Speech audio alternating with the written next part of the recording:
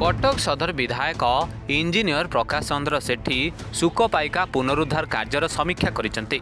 गतकाली अपराह्न जे नदीर उत्पत्ति स्थल आयतपुर पहुंची सुइस और साइफान कार्य बुली देखिथिले। वर्तमान पर्यंत जमी अधिग्रहण कार्य शेष होई नथिबा बेले डिजाइन कार्य 8 मास ऊर्ध्व समय धरी मुख्य जंत्री दफ्तर में पड़ रही संपर्क में सुकपाइका बचाव कमिटीर साधारण संपादक श्री रथ विधायक दृष्टि आकर्षण करते, जहां नहीं विधायक तीव्र असंतोष प्रकाश करने सह निर्धारित समय मध्य सुकपाइका पुनरुद्धार कार्य शेष करने को महानदी दक्षिण डिविजन मुख्य जंत्री दिलीप राउत को फोन रे निर्देश देते।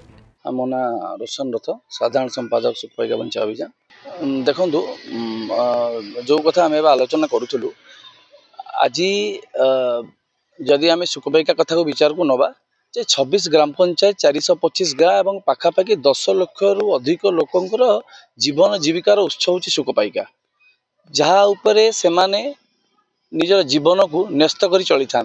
ए प्रकार एक स्पर्शकातर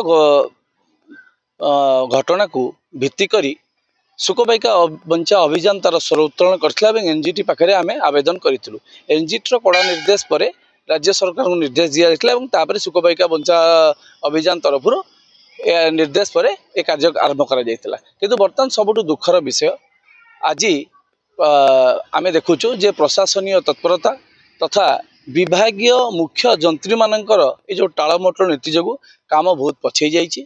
महानदी डिविजन रो जो स्लुइस गेट रो काम जहाँकि 19/7/2024 से सरीबा कथा पाखापाखि 8 मास बीती जाइए एपर्यंत से काम सरी ना। जदि आप मुख्य जंत्री को ए विषय पचारे अधिकांश समय सी करदे एवं ताको देखुची कहीकि बहुत प्रकार टालमटोल नीति अवलंबन करती। ता छड़ा ड्रेनेज डिविजन को जो दायित्व दि जाइथिला जे जमी अधिग्रहण उपरे सुकपाइका नदीर अववाहिका को जो प्रकार भाव जबरदखलकारी माफिया हाथ में रही पैसा सरकारी स्तर में सांसन करा से जमी अधिग्रहण काम को तत्परता सहित नक पाखापाखि वर्षे बीतीगला एवं वर्षे बीतीगला पर भी प्रशासनिक स्तर में एवं ड्रेनेज डिविजन अपारग मानसिकता रुग्ण मानसिकतार शिकार होची आज ये प्रोजेक्ट। तृतीय कथा जेहेतु ग्रीष्मकालीन समय महानदी में पानी न थाए तेणु सुकपाइका पानी मिलवाटा अस्वाभाविक से चिफिनर डिजाइन को कि आमर तालदंडा केनाल सहित सुकपाइका को संयोगीकरण करने एक डिजाइन दि जावाई कहुला। दीर्घ 8 मास अधिका समय बीती जाइए भी चिफिनर डिजाइन एपर्यंत से डिजाइन को प्रस्तुत करें।